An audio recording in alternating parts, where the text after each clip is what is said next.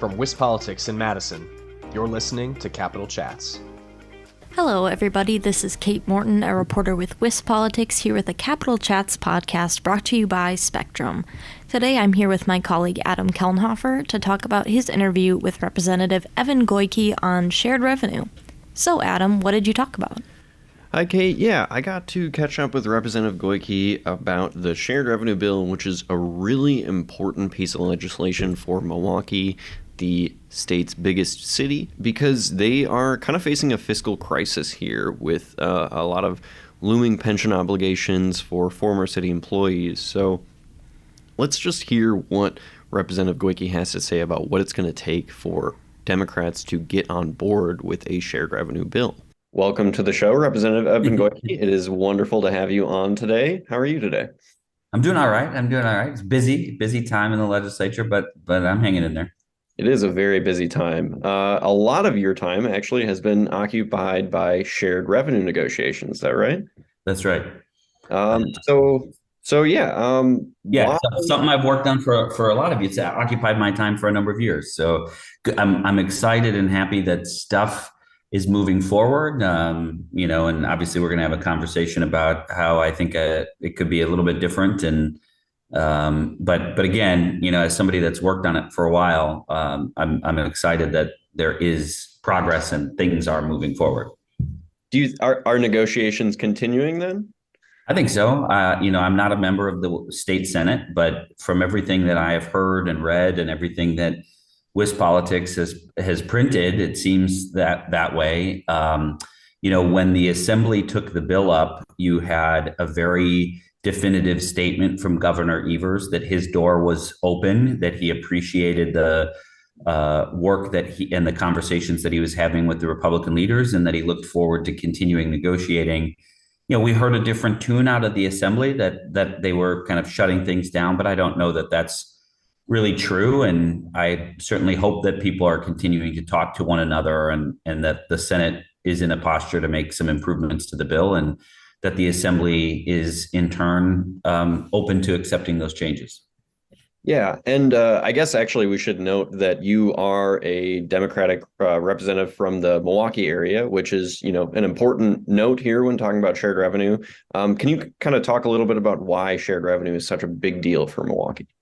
Yeah, it is for every community the major source of state aid. Local governments are in essence funded by property tax value or property tax income and revenue, state aid, shared revenue, and a mix of sometimes federal grants and then like fees, parking tickets, wheel tax, fees on becoming a licensed professional or business. And it's important for Milwaukee shared revenue is important for every municipality, right? Because we have frozen the funding formula for local governments, more than 20 years ago. And so what has happened is local governments have received every year, it is what you got the year before.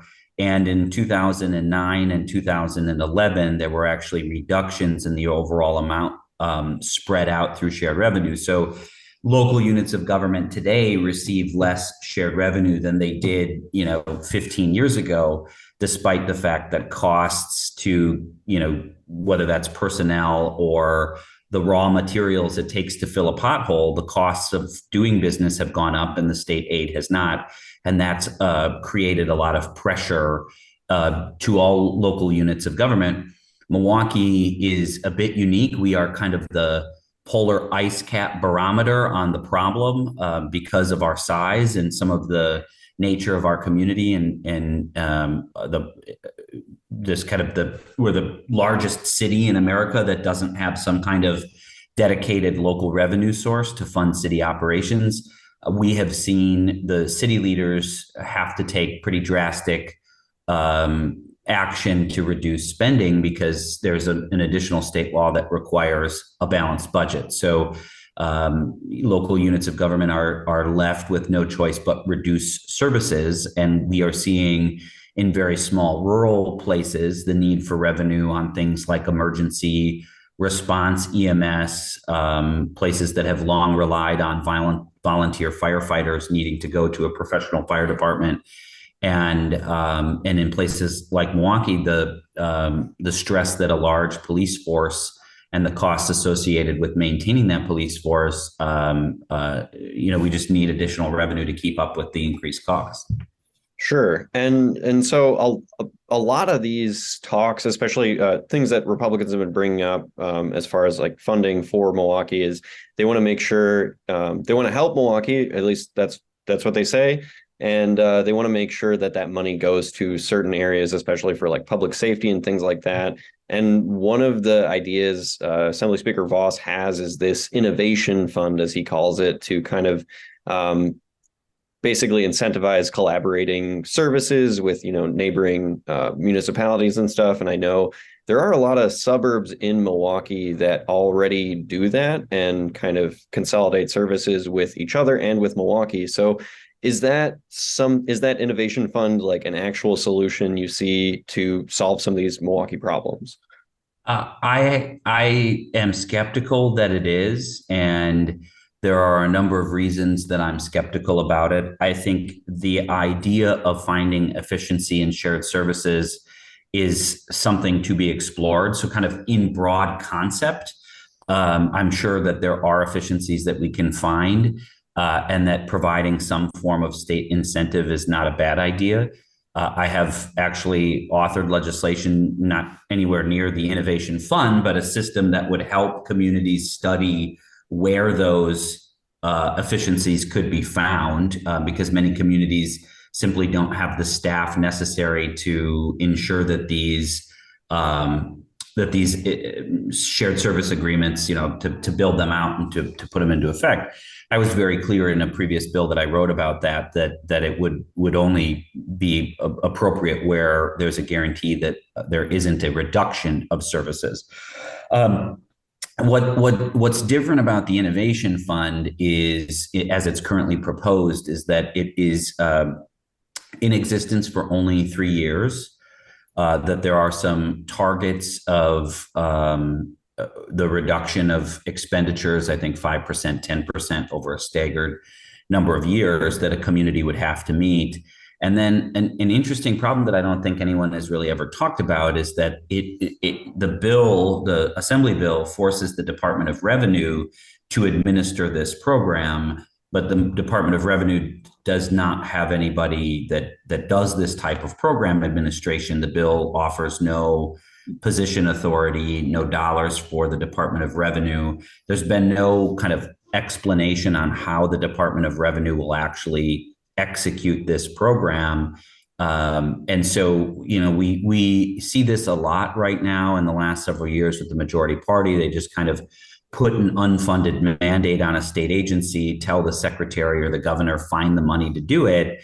But this is a really, look, we're talking about it's a potentially a $300 million pot of money. There are, some pretty clear statutory guidelines of how municipalities could apply for it. There are over 1,000 municipalities. It's not a small endeavor to manage this innovation fund. And so it's been a frustrating part of the debate that if the Republicans really want it to be successful, if this money is to provide the relief that the proponents say that it will, you have to ensure that the agency responsible for administering it can in fact administer it. And that has just not been part of our debate yet.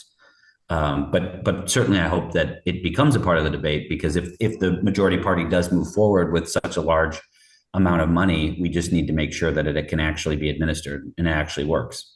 Yeah. So that innovation fund, even though it is $300 million or proposed $300 million, it's not, the whole negotiation deal that we're working on here, or that I should say you guys are working on, because I don't do that. But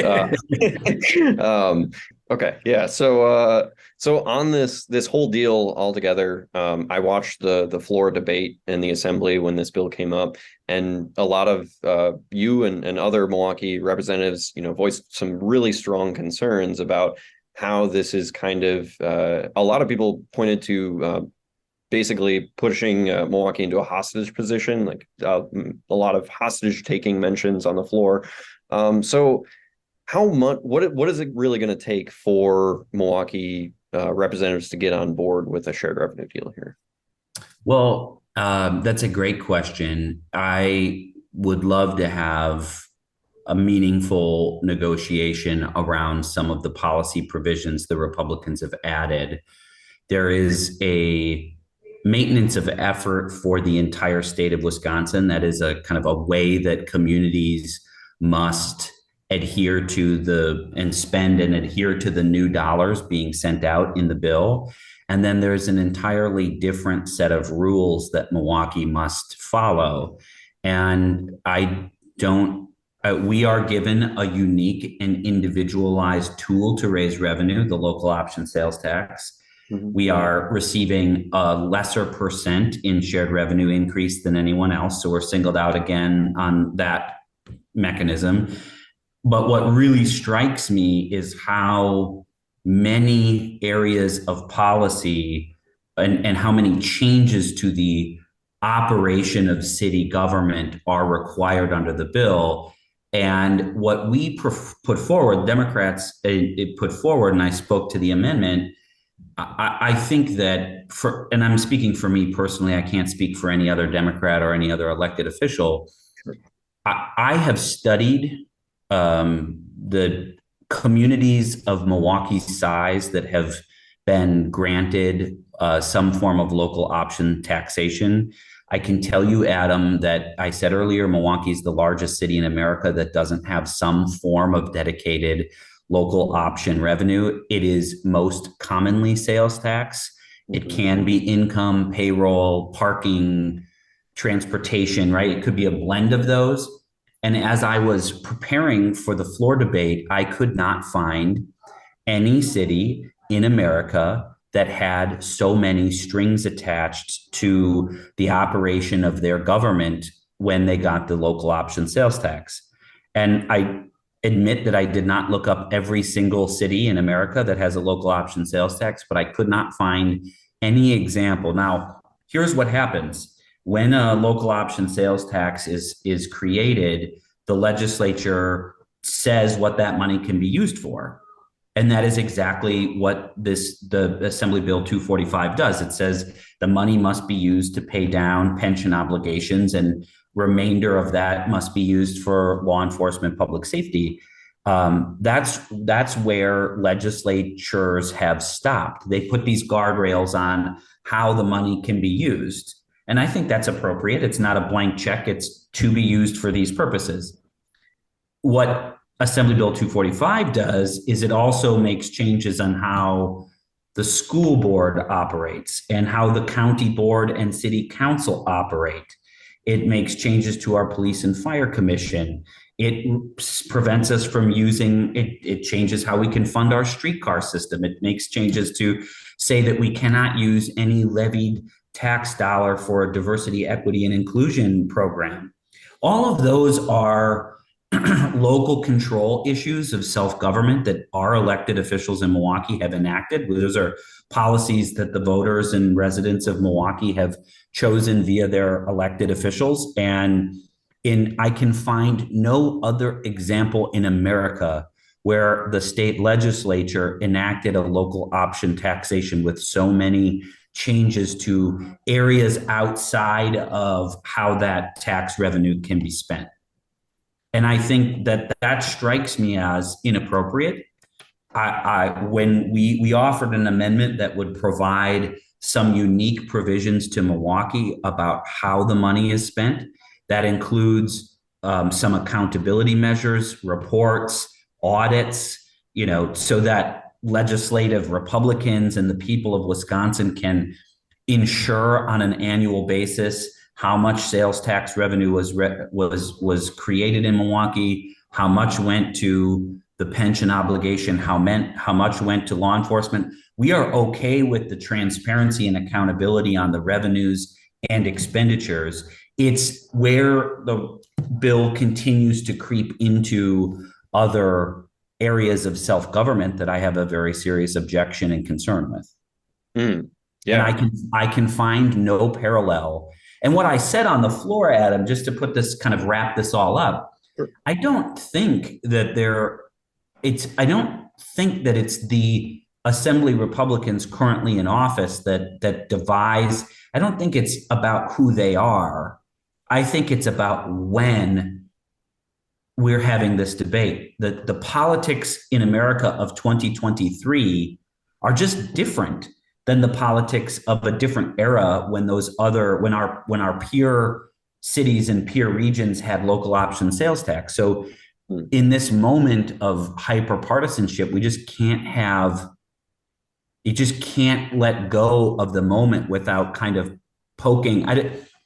I don't know that any Assembly Republicans vote on Assembly Bill 245 rests solely on whether or not Milwaukee can levy taxation to use on a diversity program. I didn't hear that from him. I mean, which member of the assembly needed that in order to vote yes? It has nothing to do with their districts. We heard passionate speeches from the majority about how desperately the townships and rural and villages in rural Wisconsin need funds. I agree with them. I'm okay with that. I'm okay with them getting the amounts that they're getting. That's not my objection. It's that, they continue to reach into how we self-govern. And I don't think it's necessary and appropriate. And again, I just say this again, I cannot find a parallel example of another city or another situation like this. And so I just don't think it's a precedent that should be set and that it's appropriate. Thanks for that interview, Adam. If our listeners want to learn anything more about this shared revenue debate, they can head to our website at wispolitics.com. That's right, Kate. But for now, I'm Adam Kellenhofer. I'm Kate Morton. Thanks for tuning in to WisPolitics Capital Chats, brought to you by Spectrum.